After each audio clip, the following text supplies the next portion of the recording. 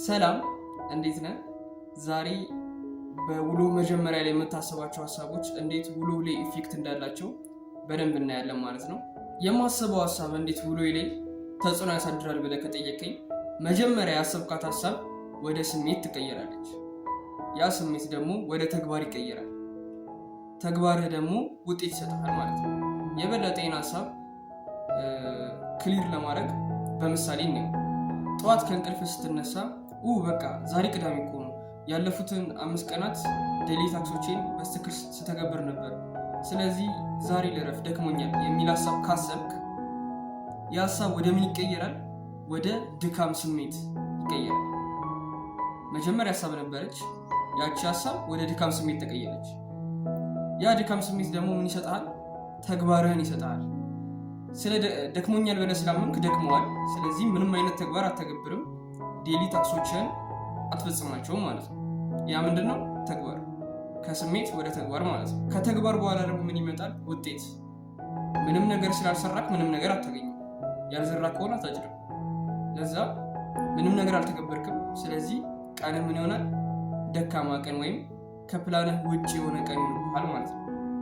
የዚህ ሁላ የዛሬ ደካማ ውሎ የማሳለፈ ምክንያት መጀመሪያ ጠዋት ላይ ያሰብካት ሀሳብ ነች። ዛሬ ባርፍ ደክሞኛል የምትላት ሀሳብ ማለት ነው። እሱ ሀሳብ ወደ ምን ተቀየረች? ወደ ስሜት፣ ከስሜት ወደ ተግባር፣ ከተግባር ወደ ውጤት ማለት ነው። ስለዚህ የፈለገ ቢደክመ እንኳን ለራስህ መናገር ያለብህ ደክሞኛል ብለህ አይደል? ገብቶሃል? ደክሞኛል ብለህ ለራስህ ከነገርከው ራስህን ታሳምነዋለህ። ስለዚህ እንደ ደከመህ አክት ማድረግ ትጀምራለህ ማለት ነው።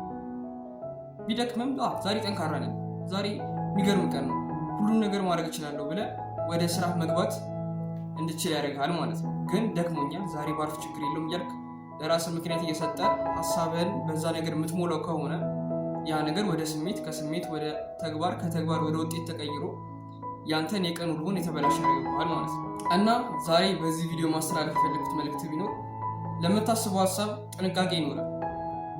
የማይሆኑ ወይም ቀንን ሊያበላሹ የሚችሉ ሀሳቦችን ካሰብክ ቀንህ የተበላሸ ደካማ ቀን ነው የሚሆነው። ስለዚህ ለምታስበው ነገር ጥንቃቄ ብትወስድ በሚል ነው ቪዲዮ የሰራሁት።